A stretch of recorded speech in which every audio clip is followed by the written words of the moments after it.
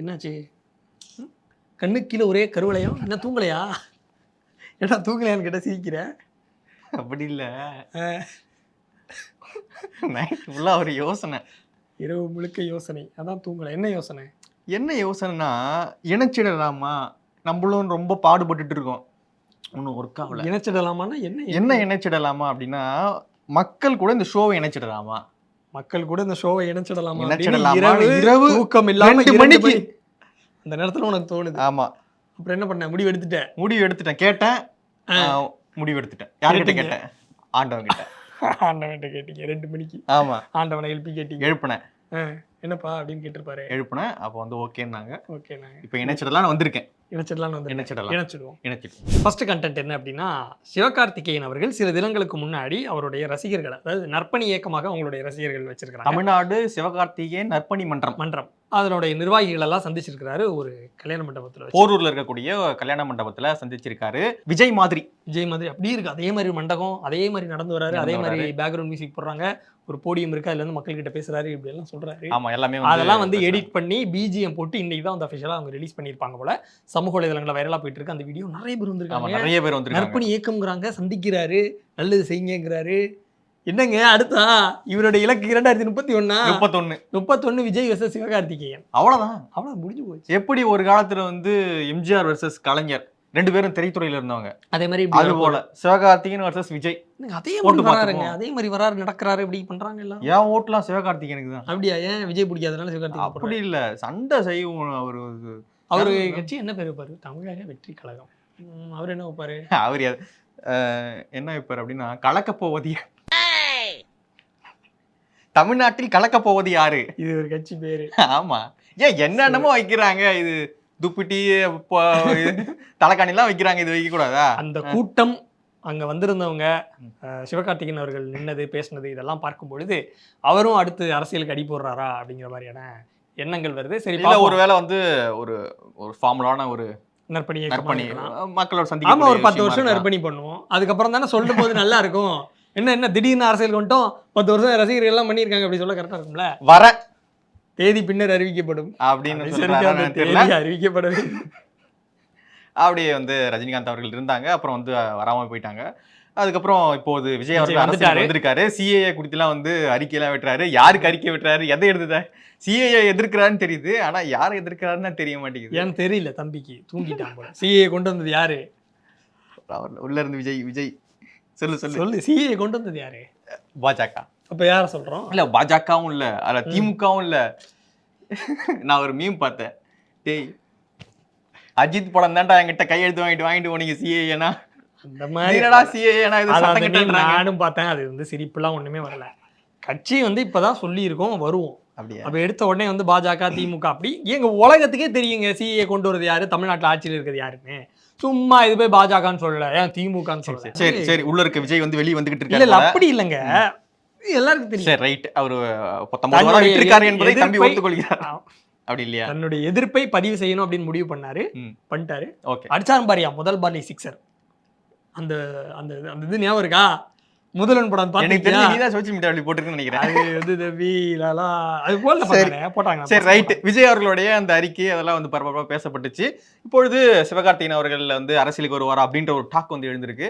ஆனா சிவகார்த்திகேயனுக்கு தமிழ்நாடு முழுக்க எப்படி வந்து விஜய் அவர்களுக்கு குழந்தைகள் முதல் பெண்கள் வரை எல்லாருக்கிட்டையுமே வந்து தளபதி தானே சொன்னாரு, அது பிடிச்சிட்டாரு. கிட்ஸ் எல்லாம் பிடிச்சி அந்த மாதிரி வந்து ஒரு கிரேஸ் இருக்கிறத நம்மளால பார்க்க முடியுது. நம்ம வெயிட் பண்ணி பார்ப்போம் அரசியலுக்கு வராரா வரலையா அப்படின்றத. இன்னொரு பக்கம் பார்த்தீங்கன்னா, சரத்குமார் அவர்கள் வந்து நேற்று பாஜகவோடு சமத்துவ மக்கள் கட்சியை இணைச்சிட்டாரு.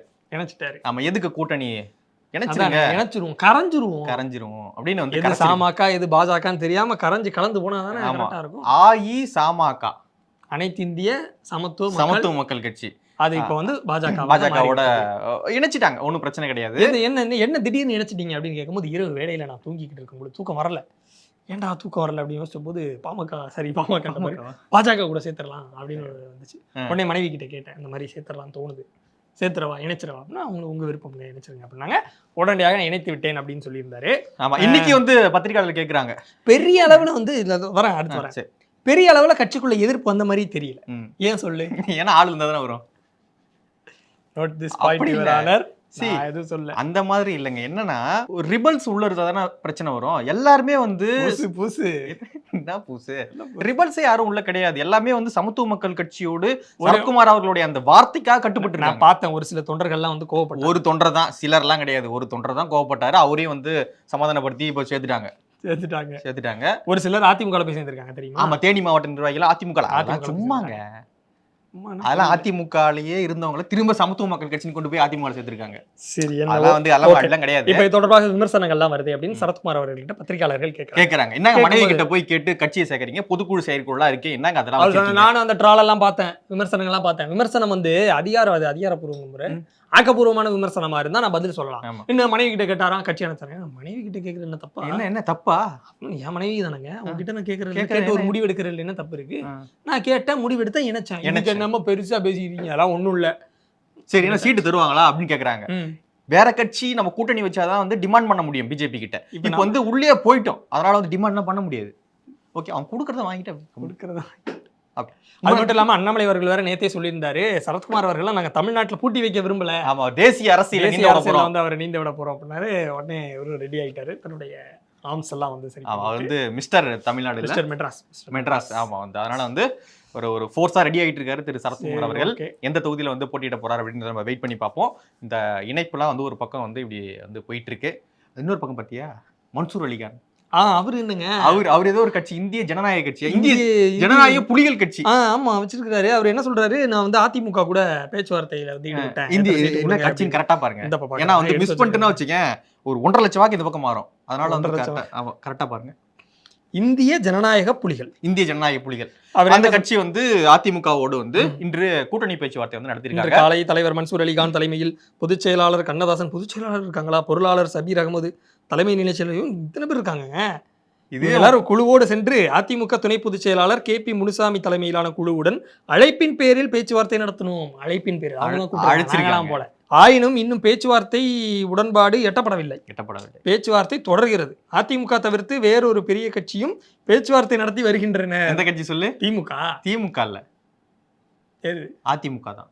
அதிமுக தவிர நாங்க OPS அதிமுகவா? சரி, ஓகே. நாங்கள் ஒரு தொகுதியில் போட்டியிட உறுதியாக கேட்டு வருகிறோம். 1 கான்ஸ்டிடியூயன்சி கன்ஃபார்மா கேக்குறோம், இல்லனா டென்ஷன் ஆயிரும். அவங்க என்டிகே, அதாவது டைகர்ஸ் மன்சூர் அலிகான் அவர்கள் என்டிகேல இருக்கும்போது திண்டுக்கல் தொகுதி வந்து அவங்களுக்கு கொடுத்திருந்தாங்க. ஆமா, அவர் வந்து வேட்பாளரா போட்டிட்டாரு. அதுக்கப்புறம் 2021 தேர்தல் வரக்கூடிய சமயத்துல ஏதோ அங்க இருந்து பிரச்சனை வந்து நான் விலகிறேன் அப்படி சொல்லி விலகி தனியாக ஒரு கட்சியை தொடங்கினார். அப்ப திரும்ப திண்டுக்கல் கேட்பாரா? அது என்னவோ தெரியல. தமிழ்நாட்டின் அது ஏதோ போட்டிருக்காரு, நாங்க இந்த மாதிரி ஒரு தொகுதி கேட்கிறோம், நாடாளுமன்றத்தில் எளியவர்களின் குரலாக தமிழ்நாட்டின் உரிமைகளை பெற்றுத் தருவதில் உறுதியாக இருக்கிறோம். எனவே இந்திய ஜனநாயக புலிகள் யாருடன் கூட்டணி அமைப்பது என்பது குறித்து விரைவில் அதிகாரப்பூர்வமாக அறிவிப்போம் என்பதை தெரிவித்துக் கொள்கிறோம். ஓகே, அவர் வந்து நாடாளுமன்றத்துக்குள்ள போய் போட்டை போட்டு நீந்தறாராம். இப்படி என்ன நடக்கும்? என்னங்க, அவரு ஒரு விளையாட்டு பிள்ளையா இருப்பாருங்க. அவர் மனசு வெள்ளந்தியான மனசுங்க. அதுக்காக 2 சீட்டு தரலாம் அவருக்கு. 2 சீட்டு தாங்க. ADMK நான் கோரிக்கையாக வைக்கிறேன், 2 சீட்டு கொடுங்க, ஜெயிச்சு கொண்டு வருவாரு. சரி, ஓகே. என்ன சிரிக்கிறீங்க? எதுக்கு சிரிக்கிறீங்க? நீ என்ன பண்றீங்க? இல்ல, நீங்க சிரிக்கிறது வந்து ஒரு ஏதோ ஒரு உள்ள ஒரு பொருள் இருக்கு அதுக்கு.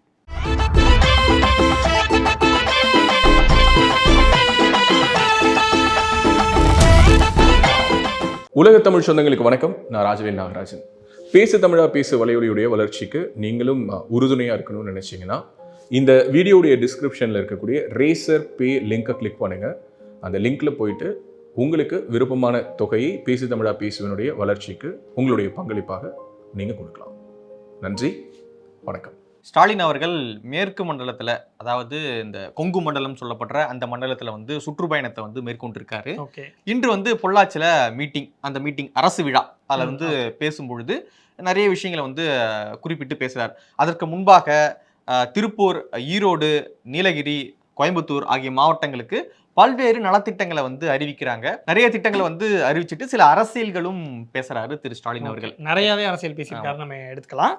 அந்த வகையில தான் பிரதமர் மோடி அவர்களை வந்து பற்றி அவர் பேசியிருக்கிறார். மோடி அவர்கள் ஆமா, என்ன சொல்லியிருக்காருன்னா, மோடியின் புழுகு எடுபடாது. இனி இந்த பொய்களும் கட்டுக்கதைகளும் மக்களிடம் எடுபடாது. புழுகு அதாவது பிரதமர் மோடி அவர்கள் பொய்யா சொல்றாரு, அந்த பொய்யெல்லாம் இங்கே எடுபடாது. கெட்டிக்காரன் புழுவு 8 நாளைக்கு தான். பழமொழி. பழமொழி. சரி, ஓகே. ஐயா எது சொன்னாலும் பழமொழியா தான் சொல்லுவார். வாய் புளித்ததோ மேங்கோ புளித்ததோ அப்படின்லாம் பேச மாட்டாரு. அது முன்னாடியே பல பழமொழிகளை ஐயா வந்து அவருடைய திருவாயால வந்து உதிர்த்திருக்காரு. கூடுதலா என்ன சொல்றேன்னா, இவர்கள் 10 ஆண்டு கால ஆட்சியில் தமிழ்நாட்டிற்கு எந்த திட்டங்களை கொண்டு வந்தார்கள், அதை நாம் தடுக்கிறோம்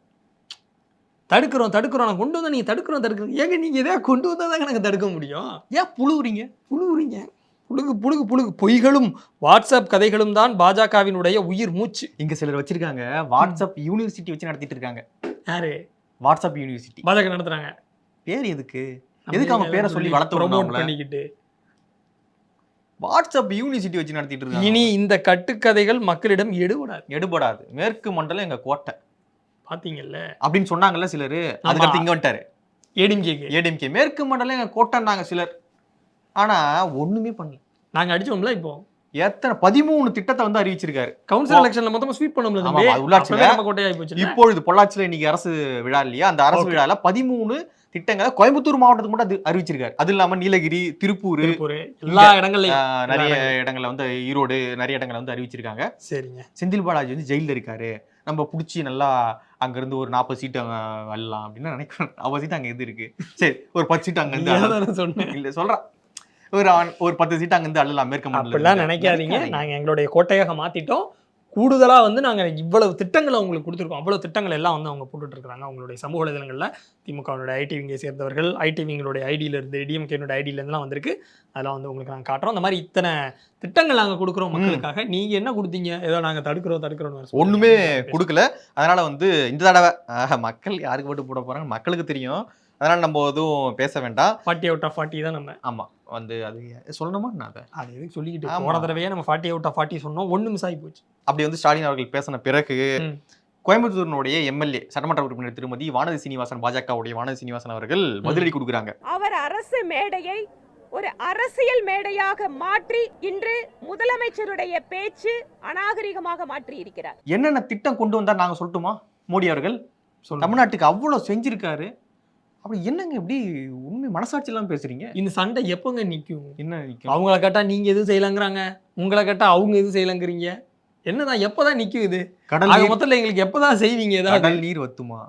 வத்தாது. கடல் நீரும் உப்புதான், கண்ணீரும் உப்புதான். அதனால வந்து எப்போ அரசியலை தினம் பார்த்துட்டு இருக்கோம்ல, அது எங்க தப்பு தான். அப்படி இல்லை, அப்படி கடல் நீர் வந்து தித்திக்குது, கண்ணீர் எப்போ தித்திக்குது அப்படின்னு நம்ம செக் பண்ணணும். அப்போதான் இது வந்து மாறும். இப்படி நல்லா இருக்கா? புரியல, ஒண்ணுமே புரியல. அது இதுவும் தான் புரியல, இது புரியல கேட்டுன்னு தான் இருக்கிறேன். சரி ஓகே, இந்த மாதிரி போயிருக்கு. அதாவது பிரதமர் மோடி அவர்களை நீங்க எப்படி பேசலாம், நாங்க அத்தனை திட்டங்கள் கொண்டு வந்திருக்கோம், நீங்க அரசு மேடையில போய் எதுக்கு அரசியல் பேசி அரசியல் மேடையை மாத்துறீங்க. வானதி சீனிவாசன் அவர்கள் கடுமையாக அவங்களுடைய குற்றச்சாட்டை வச்சிருக்காங்க. ஆனா அது ஒரு பக்கம் இருக்க, ஸ்டாலின் அவர்கள் நல்ல மேற்கு மண்டலத்தை வந்து ஃபோக்கஸ் பண்றாரு அப்படின்னு மட்டும் தெரியுது. ஈரோடு, நீலகிரி, திருப்பூர், கோயம்புத்தூர் ஆகிய மாவட்டங்களுக்கு வந்து பல்வேறு திட்டங்களை வந்து அறிவிச்சிருக்காங்க. அதெல்லாம் உங்களுக்கு நாங்க லிஸ்ட் பண்றோம். ஏன்னா ஏற்கனவே வந்து அந்த இடங்கள்ல வந்து டிஎம்கே கொஞ்சம் வீக் சொல்லப்படுது. செந்தில் பாலாஜி அவர்கள் ஜெயில இருக்காரு. அவர்தான் விட்டுறக்கூடாது. அவன் அந்த பக்கம் வந்து நம்ம கம்ப்ளீட்டா அங்க இருக்கக்கூடிய எல்லா தொகுதிகளையும் நம்ம வின் பண்ணிடணும் அப்படின்னு பாஜக வந்து ரொம்ப முனைப்போடு இருக்கிறாங்க கொங்கு மண்டலத்துல. அதனால கொங்கு மண்டலத்துல நம்மளா பாஜகவா அப்படின்னு ஒரு கை பாத்திரணும் அப்படின்னு முதலமைச்சர் மு க ஸ்டாலின் அவர்கள் அதிரடியாக பயணம் மேற்கொண்டது மட்டும் இல்லாம அங்க வந்து திட்டங்களை அள்ளி தெளித்திருக்கிறார் மக்களுக்கு. வெயிட் பண்ணி பார்ப்போம் மக்கள் யாருக்கு வாக்களிக்கிறாங்க அப்படின்றத. வெயிட் பண்ணி பார்ப்போமா? வெயிட் பண்ணி பார்க்கறத விட ஒரு கருத்து கணிப்பு நம்ம பார்த்துடலாம்ல. கண்டிப்பா பார்க்கலாம். கருத்து கணிப்பு எப்படி வந்து சூப்பர். ஆமா, கருத்து கணிப்பு நம்ம வந்து சேனல்ல ரிலீஸ் பண்ணியிருக்கோம். தொடர்ச்சியாக தமிழ்நாடு முழுக்க பயணம் செய்து பல்வேறு தொகுதிகள்லையும், தமிழ்நாடு முழுக்க இருக்க எல்லா தொகுதிகளையும் வந்து கவர் பண்ணியிருக்கோம். அதனுடைய லிங்க், அந்த ஒவ்வொரு தொகுதியினுடைய லிங்க் நம்ம இந்த டிஸ்கிரிப்ஷன்ல தரோம், போய் வாட்ச் பண்ணுங்க. உங்க தொகுதியில மக்களோட எண்ணம் என்னவா இருக்கு, அதுதான் உங்களோட எண்ணமாகவும் இருக்கா அப்படின்ட்டு செக் பண்ணி பார்த்துக்குங்க. 2 நாளைக்கு முன்பாக குஷ்பு அவர்கள் ஒரு கருத்து சொல்றாங்க. அந்த கருத்தை வந்து சர்ச்சையாக மாத்துறாங்க அல்லது மாறுது, எப்படி வேணா சொல்லலாம். என்ன கருத்து அப்படின்னு பாத்தீங்கன்னா, பெண்களுக்கு 1000 ரூபா அதாவது யாசகம் போட்டுட்டு நீங்க வந்து ஓட்ட வாங்கிக்கலாம்னு பாக்குறீங்களா? அது வந்து என்ன அப்படி பிச்சைன்னு சொல்லியிருந்தாங்க. சரி, பிச்சைன்னு சொல்லியிருந்தாங்க. அப்படி வந்து போட்டு நீங்க வந்து ஓட்ட வாங்கிக்கலாம்னு பாக்குறீங்களா அப்படின்னு வந்து டிஎம்கே வந்து சாடி இருந்தாங்க. இது வந்து மிகப்பெரிய ஒரு சர்ச்சை. அவங்க வந்து ஒரு ப்ராப்பரான தமிழ் கிடையாது அவங்க. அதனால வந்து ஒரு மாதிரி சொன்னதுனால அது தவறான பொருள்பட தான் சொல்லியிருக்காங்க. அது சர்ச்சையாக மாறிடுச்சு. என்னங்க பிச்சைன்னு சொல்றீங்க, மகளிர் உரிமை தொகை அவங்க பேரே வச்சிருக்காங்க, நீங்க பிச்சைன்றீங்க அப்படின்னு வந்து டென்ஷன் ஆயிட்டாங்க. 2 நாளா வந்து திமுகவினர் குஷ்பு அவர்களை வந்து கடுமையாக சமூக வலைதளங்களை வந்து தாக்கி எழுதிக்கிட்டு இருந்தாங்க. இந்த நிலையில குஷ்பு அவர்கள் இன்னைக்கு ஒரு விளக்கம் கொடுத்துருக்காங்க. என்ன சொல்றாங்க அப்படின்னு பாத்தீங்கன்னா, நான் நிறைய மரியாதை வச்சிருக்கேன் திமுக மேல, நிறைய அமைச்சர்கள் மீது எனக்கு நிறைய மரியாதை இருக்கு. சரி, ஆனா ஒரு பொய்யா நான் சொல்லாததை சொன்னு பரப்பிட்டு இருக்கீங்களே, என்ன அவ்வளவு பயமா குஷ்பு மேல? குஷ்பு எப்பவுமே நேரடியா தான் பேசுவா. சுத்தி வலிச்சு மூக்கு இப்படி பிடிக்காம சுத்தி வலிச்சு பேசுற பழக்கம் குஷ்புக்கு கிடையாது. நான் இன்னைக்கு சொல்றேன், நீங்க தாய்மார்களுக்கு, தமிழ்நாட்டுல இருக்கிற பெண்களுக்கு நீங்க 1000 ரூபாய் கொடுக்கறதுக்கு பதிலாக டாஸ்மாக் குறைச்சிங்கன்னா அவங்க பல ஆயிரம் சேமிச்சு அவங்க குடும்பத்தை நல்லபடியாக சந்தோஷமாக தலை நிமிர்ந்து அவங்களால அந்த குடும்பத்தை நடத்த முடியும். ஒரு நார்த் இந்தியன் தமிழ் பேசினா எப்படி இருக்குமோ அது போலதான் அவங்க பேசுவாங்க. ஓரளவு பேசுவாங்க, முழுசா தமிழர்கள் எப்படி பேசுவாங்க அந்த மாதிரி அவங்க பேச மாட்டாங்க. தமிழர்களே இப்ப ஒழுங்கா பேசுறது இல்ல, அது ஒரு பக்கம். அது மாதிரி பேசுவாங்க. அதனால ஜாக்பாட் நடத்துவாங்கல்ல, அதெல்லாம் கூட சொல்லுவாங்க. 6 கேள்விகள்ல 3 கேள்விகளுக்கு சரியான பதில் அப்படி சொல்லுவாங்க. 2 கேள்விகள் ரைட்டா இருக்கு அப்படின்னு. இங்க இதுல தமிழ் இதுல 2 கேள்விகள் 6 கேள்விகள்ல 3 கேள்விகள் சொல்லுவாங்க. அப்புறம் நான் கூட கேட்பேன் வீட்டுல, என்ன இவங்க எப்படி பேசுறாங்க அப்படின்னு. இல்லப்பா அவங்களுக்கு ப்ராப்பர் தமிழ் இல்லை, இப்பதான் தமிழ் கத்துக்கிறாங்க அப்படின்னு சொல்லுவாங்க. ஸோ இந்த மாதிரி பேசிட்டு இருப்பாங்க. ஸோ அந்த வகையில் அவங்க ஒரு கருத்து சொல்ல போய் அது திமுகவினரை பயங்கரமா டென்ஷன் ஆக்கி திமுகவினர் குஷ்பு அவர்களை தாக்கி பேசினாங்க சமூக வலைதளங்கள்ல. இப்போ குஷ்பு அவர்கள் ஒரு வீடியோ வெளியிட்டு இருக்காங்க. என்ன பார்த்து பயமான்னு கேட்குறாங்களா? பயமா? குஷ்புவை பார்த்தா பயமா அப்படின்னு கேட்டிருக்காங்க. ஆனா மக்கள் கிட்ட இந்த பிரச்சாரம் எடுபடாது அப்படின்னு சொல்லி அவங்க சொல்லியிருக்காங்க. அவங்க சொல்றாங்க ஆமா, ஒன்னும் எடுபடாது, ஏன்னா பெண்கள் என்ன நம்புறாங்க. ஓகேவா? அதனால எடுபடாது அப்படின்னு சொல்லிட்டு தன்னிலை விளக்கத்தை குஷ்பு அவர்கள் கொடுத்திருக்காங்க. ஆனா தொடர்ச்சியாக திமுகவினர் சமூக வலைதளங்கள்ல அவங்களை தாக்கி எழுதிக்கிட்டு இருக்காங்க. இப்படியாக இது போயிட்டு இருக்கு. சரி ஓகே. அடுத்தது என்ன அப்படின்னு பாத்தீங்கன்னா ரமலான் வரப்போகுது. ஆமா, ரமலான் வரப்போகுது. ஒன்று தெரிந்தது வானத்திலே ரமலான் கொண்டாட்டம் வீட்டிலேன்னு ஒரு பாட்டு உண்டு. Okay right. சரி ஓகே. ரமலான் கொண்டாட இருக்காங்க இஸ்லாமிய பெருமக்கள். அவங்களுக்கு பேச தமிழா பேச சார்பாக நம்மளுடைய வாழ்த்துக்களை தெரிவிச்சுக்கிறோம். அட்வான்ஸா சொல்லி ரமலான் வரும்போதும் நாங்க வாழ்த்து சொல்லுவோம். ஆமா, வாழ்த்து சொல்றோம். நிறைய கட்சிகள் நோன்பு திறப்பு விழால கலந்துகிட்டு இருக்காங்க. சரி, எப்படி கலந்துப்பான்னு நம்மளுக்கு தெரியும். கொல்லா வச்சுப்பாங்க, ஒரு தொப்பி வச்சுப்பாங்க. ஆமா, அங்க போய் விஷால் மாதிரி சாமி கும்பிடுவாங்க. இப்படி போன விட்டுறாத. சரி ரைட். அவரு விளக்கம் கொடுத்திருந்தார் ரீசெண்டா. என்னன்னா, எல்லா சாமியும் கும்பிடுறவன் நீங்க இபிஎஸ்ஆ ஓபிஎஸ்ஆன்னு கேக்குறாங்க விஷால் கிட்ட. அவர் சொல்றாரு நான் ஐபிஎஸ். ஐபிஎஸ்னா அண்ணாமலை சத்தியம் படத்துல நான் ஐபிஎஸ் வேலை அது நடிச்சேன் தெரியுமா? அண்ணாமலை சொல்லலையா அவரு? தெரியல. அண்ணாமலைன்னா அண்ணாமலைன்னு சொல்லிட வேண்டியதானே. இபிஎஸ் ஓபிஎஸ் ஐபிஎஸ்ன்னு வருது இல்ல, அதனால அண்ணாமலை அவர்களை தான் சொல்றாரு அப்படின்னு ஒரு சிலர் சொல்லிட்டு இருந்தாங்க. விஷால் அவர்கள் என்ன சொன்னாரு? எல்லா சாமியும் அது பிரச்சனை இல்லை. கரெக்டா நீங்க சாமி கும்பிடும்போது யாரோ வீடியோ எடுத்துறாங்க. அதுதான் எனக்கு டவுட்டா இருக்கு. எடுக்க சொல்லி தானே கும்பிடுறேன். அப்படியா? அது சாப்பாடு வைக்கும்போது கொஞ்சோண்டு போதும் அப்படிங்க பாருங்க. அந்த எல்கேஜி குழந்தை சாப்பிட்ற மாதிரி வீடியோக்கு மட்டும் அப்புறம் நிறைய சாப்பிடுவீங்க. இல்ல அப்புறம் எழுந்து போயிடுவேன், வீட்டுக்கு போய் சாப்பிட்றோம்ல. சரி, அப்படி கிடையாது. நீங்க விளையாட்டா பேசிக்கிட்டு இருக்கீங்க. ஓகேவா? அதெல்லாம் கிடையாது. விஷால் அவர்கள் இப்படியான கருத்து சொல்லியிருந்தார். அது பக்கம் இருக்கட்டும். ரமலான் துறப்புல பல்வேறு அரசியல் கட்சி தலைவர்கள் ஈடுபட்டு இருக்காங்க. அப்படியாக எடப்பாடி பழனிசாமி அவர்களும் கலந்துகிட்டு இருக்காங்க. இதான் செய்தியா? புரட்சி தமிழர் இன்னைக்கு இன்னும் ஃபுல் ஃபோர்ஸா ஒர்க் பண்ணிட்டு இருக்காரு. மற்ற யாரும் ஓட்டு போடனா கூட பரவாயில்ல, எனக்கு இஸ்லாமியர்கள் ஓட்டு போட்டுறணும் அப்படின்னு இஸ்லாமிய கட்சி தலைவர்களை பார்க்கிறது, அவங்க கூட நேரம் செலவழிக்க. என்னங்க தப்பு? ஒரு அரசியல் கட்சி எதிர்ப்பா பேசுறது என்னங்க? சிஏக்கு ஆதரவா பேசுறது அப்ப பேசுனாங்கல்ல, இப்ப என்ன பேசி? இப்ப எதிர்ப்பா பேசுறேன். அதான் சொல்றேன், இப்ப எதிர்ப்பா பேசுறதா சொல்றேன். அதெல்லாம் என்னன்னா அரசியல். அன்னைக்கு ஆதரவா இருந்து ஓட்டு எல்லாம் போட்டு அன்னைக்கு கூட்டணியில இருந்தாங்க. கூட்டணி தர்மத்துக்காக அன்னைக்கு ஓட்டு போட்டு இன்னைக்கு எதிர்ப்பீங்க. என்ன எதிர்ப்போம் ஆதரவு எதனா பண்ணிட்டு உங்களுக்கு என்ன? நோன்பு திறந்துருக்கீங்களா நீங்க? ஆமா, நோன்பு திறந்திருக்கோம். அவங்க மட்டும் இல்ல, அன்புமணி ராமதாஸ் அவர்கள் கலந்துருக்காங்க. ஓகே, ஸ்டாலின் அவர்கள் கலந்துப்பாங்க. இப்படின்னு பல்வேறு அரசியல் கட்சியில நடத்திக்கிட்டு இருக்காங்க. எல்லாரும் கலந்துக்க வேண்டியதானே. ஆமா, நம்மளுக்கு யாருன்னா இஸ்லாமிய நண்பர்கள் அந்த நோன்பு கஞ்சி குடித்தீங்கன்னா நல்லா இருக்கும். நீ குடிச்சிருக்கியா? குடிச்சிருக்கியாவா? எங்க வீட்டு பக்கத்துல மசூதி, அங்க போயிட்டு 5 மணி ஆச்சுன்னா நோன்பு கஞ்சி ஊத்த ஆரம்பிச்சிருவாங்க. போய் வாங்கி குடிச்சிருவேன். போய் வாங்கிட்டு வந்துருவேன். டேஸ்டா இருக்கும். வீட்டுக்கு வாங்கிட்டு வந்துருவேன். குடிச்சதே இல்லைங்க, கொடுங்க. சூப்பரா இருக்கும். நோன்பு கஞ்சிலாம் வாங்கி குடிங்க. எடப்பாடி பழனிசாமி அவர்கள் இதை மட்டும் சொல்லலன்னா, நோன்பு மட்டும் துறக்கல. அவரு இன்னொரு முக்கியமான விஷயத்தை ட்வீட் போட்டிருக்காரு. நான் சொல்றேன், இந்திய அரசு கேட்டாலும் தமிழ்நாட்டுக்கு ஒரு சொட்டு நீர் தர முடியாது என்ற கர்நாடக காங்கிரஸ் முதல்வர் சித்தாராமையாவின் கருத்து கடும் கண்டனத்திற்குரியது. என்ன நினைச்சுக்கிட்டு இருக்கீங்க? ட்வீட் போட்டிருக்காரு. இங்கிலீஷ் அண்ட் தமிழ் ரெண்டுலயும் போட்டு அவங்களுக்கு புரியணும் இல்ல, எல்லாருக்கும் புரியணும். அதனால இங்கிலீஷ்லயும் போட்டு அப்புறம் இமேஜ்லயும் போட்டிருக்காங்க. திறனற்ற முதல்வர் தன் கும்பகர்ண தூக்கத்தில் இருந்து விழித்து. எப்படி கும்பகர்ண தூக்கம்? கும்பகர்ணம் தெரியும்ல, தூங்குவாரு. ராமாயணம் இந்துக்கள் ஓட்டு வந்துருச்சு படி. அது படிக்க ஒருத்த வார்த்தைக்கு ஓட்டு வருது. இந்துக்கள் ஓட்டு வந்துருச்சு படி. தூக்கத்தில் இருந்து விழித்து கூட்டணி கட்சி முதல்வரை கண்டித்து உரிய சட்ட நடவடிக்கைகளை துரிதமாக செயல்படுத்திட வலியுறுத்துகிறேன். அவ்வளவுதான். தூக்கத்துல இருந்து எந்திரிங்க முதல்வர் அவர்களே. கும்பகர்ண தூக்கம். நீ வாடி தூங்கிட்டே இருக்கிறீங்க, உங்களுக்கு என்ன நடக்குனே தெரியல. உங்க கூட்டணி கட்சி முதல்வர் தானே, அவரை கூப்பிட்டு என்ன எப்படி பண்ணிருக்கீங்க அப்படின்னு கேளுங்க. கேளுங்கள் தரப்படும், தட்டுங்கள் திறக்கப்படும், தேடுங்கள் கொடுக்கப்படும் என்றார், கிடைக்கும் என்றார், கிடைக்கும் இயேசு என்றார், தேடுங்கள் கிடைக்கும் என்றார். கிடைக்கும் என்றார். அதனால வந்து சட்டுப்புட்டுன்னு தண்ணி வாங்குற வேலையை பாருங்க. ஓகேவா? நேத்து சித்தராமையா அவர் சொன்னார், ஒரு பொட்டு தண்ணி வராது. இன்னொரு பக்கம் செந்தில் பாலாஜி அவருடைய கேஸ் அந்த அப்டேட் பாத்தீங்களாங்க நீங்க? பாத்தீங்களா? தொடர்ச்சியான ஜாமீன் மனுக்கள் தள்ளுபடி நடந்துகிட்டு இருக்கு. ஆமா, மீண்டும் வந்து வெளிய வருவாரா வரமாட்டாரா என்ன? எப்ப போய் 1 வருஷம் ஆயிரும் போலங்க. ஆவட்டும். செய்தியில் என்ன வருது அப்படின்னா, செந்தில் பாலாஜி அவர்களுடைய தொடர்பான செய்தி. முன்னாள் அமைச்சர் செந்தில் பாலாஜி நீதிமன்ற காவல் 26வது முறையாக நீதிமன்ற காவலை மார்ச் 18 வரை நீட்டித்து சென்னை மாவட்ட முதன்மை அமர்வு நீதிமன்றம் உத்தரவு. ரொம்ப சோகமா இருக்கே.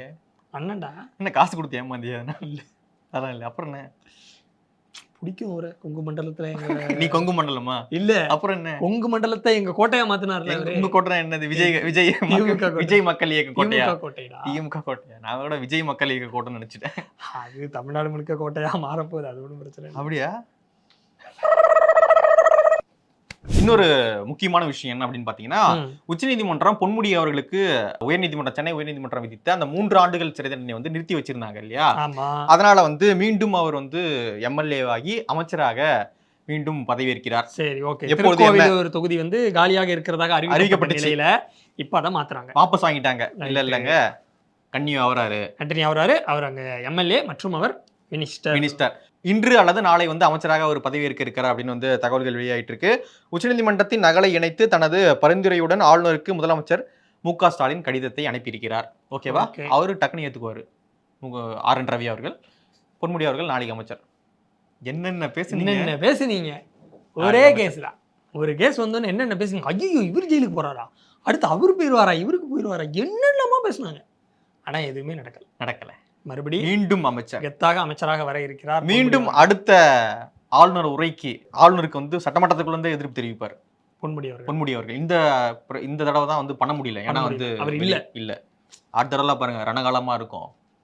உலக தமிழ் சொந்தங்களுக்கு வணக்கம். நான் ராஜவேல் நாகராஜன். பேசு தமிழா பேசு வலையொலியுடைய வளர்ச்சிக்கு நீங்களும் உறுதுணையா இருக்கணும்னு நினைச்சீங்கன்னா, இந்த வீடியோடைய டிஸ்கிரிப்ஷன்ல இருக்கக்கூடிய ரேசர் பே லிங்கை கிளிக் பண்ணுங்க. அந்த லிங்க்ல போயிட்டு உங்களுக்கு விருப்பமான தொகையை பேசு தமிழா பேசுவனுடைய வளர்ச்சிக்கு உங்களுடைய பங்களிப்பாக நீங்க கொடுக்கலாம். நன்றி, வணக்கம்.